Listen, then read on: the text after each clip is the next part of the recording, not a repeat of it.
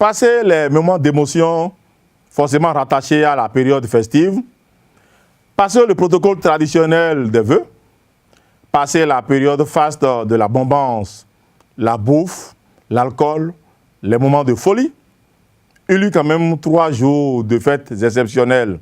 C'est rare pour être signalé dans notre histoire. Mais hélas, tout finit par finir. Et il faut dès à présent affronter nos dures réalités quotidiennes. 2017, c'était 2017.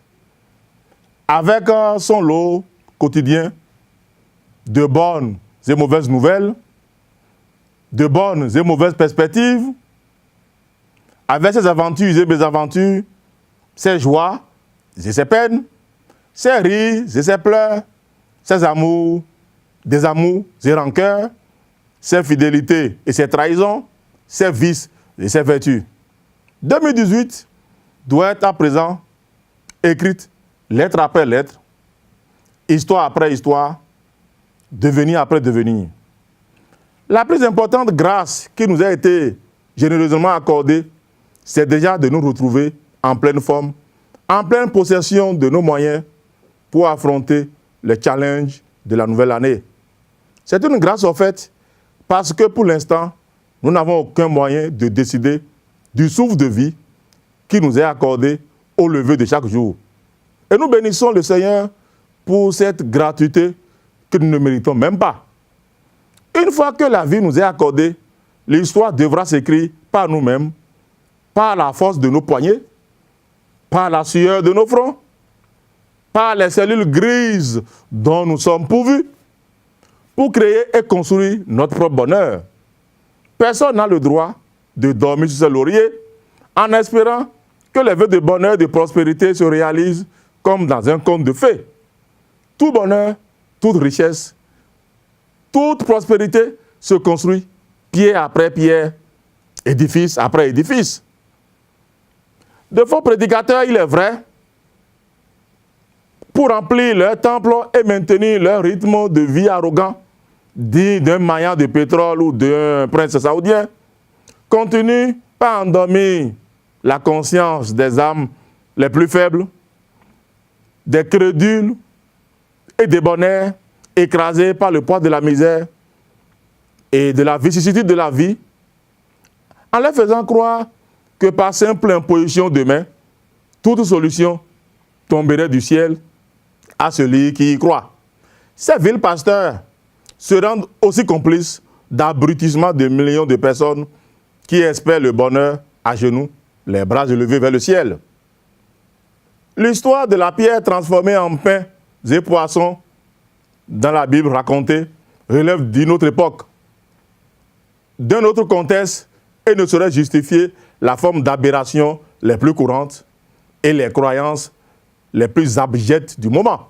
Ce qu'il faut retenir, c'est qu'il y a d'autres vœux cependant, d'autres souhaits qui apparaissent plus légitimes et qui concernent les citoyens aptes à apporter leur pierre à la construction de la République.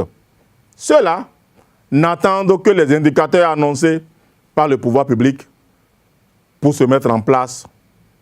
Le temps des espoirs, le temps de reconstruire tout ce qui est placé pour voir renaître le bonheur en eux. Les jeunes sont au chômage. Certains sont porteurs de projets novateurs et n'attendent qu'un coup de pouce. Au Bénin, nous le savons très bien, les banques n'accompagnent personne. C'est des vampires financiers. Ils ne prêtent qu'aux riches. D'où la nécessité pour le pouvoir talent, après 2 années de gestion, de commencer par poser les actes qui rassurent. Il est vrai, certains indicateurs infrastructuraux annoncent des perspectives qui font rêver. Mais les gens ont besoin de bien meilleures promesses. Nicéphore Soglo avait un bilan infrastructural jamais obtenu depuis les indépendances. On se souvient encore de calembours de jeunes vaniteux qui, pour se moquer des pavés fraîchement inaugurés, se demandaient si cela pourrait nourrir son homme. Tirant leçon de l'histoire, le président Talon sait sur quel chantier le pays l'attend. Le panier de la ménagère est faible et de plus en plus creux. Les mesures d'assainissement prises au ministère des Finances ces derniers temps ont asséché la fluidité des cash flows. L'argent ne circule plus comme avant. Les petits et grands entrepreneurs privés attendent les réformes annoncées, les chantiers en perspective pour faire tourner leur boîte. Pour beaucoup, la période de grâce est terminée. Place donc aux réalisations. Le président Talon est un homme pragmatique, pétri d'expérience et de rigueur. On ne franchit pas le sommet de la fortune africaine sans maîtriser les leviers essentiels d'un développement à la base. C'est justement, disais-je, pour ces talents que le peuple l'a élu et ne les démentira pas. Parce que la plupart sont persuadés, et nous avec, que 2018 sera l'année où tous les visages retrouveront le sourire.